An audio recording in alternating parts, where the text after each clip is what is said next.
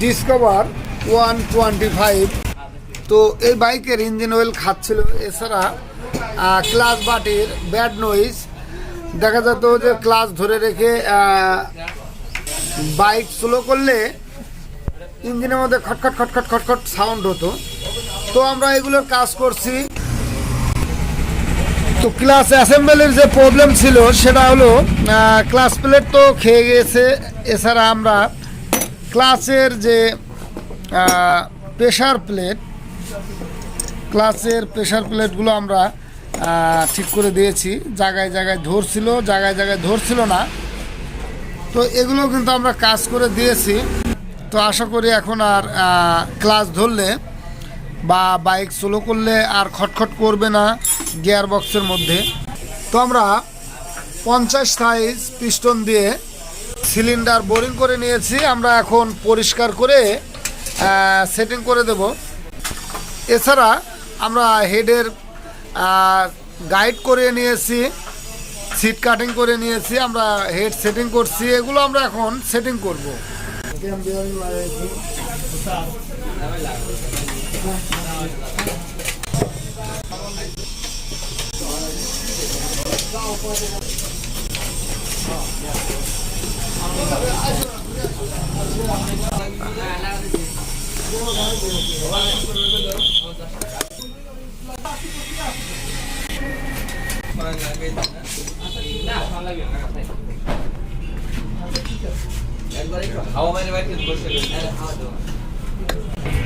Stop.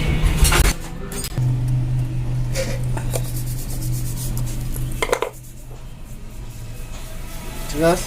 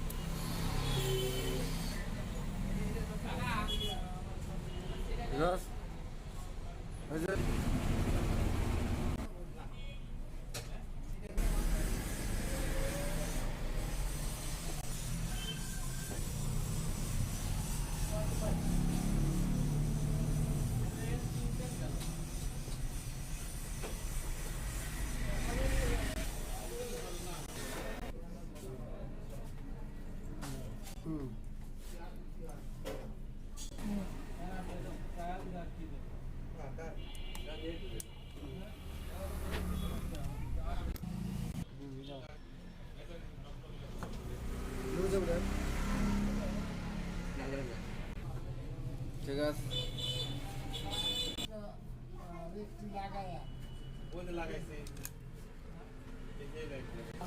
সঙ্গে যেরকম জলে ওরকম যদি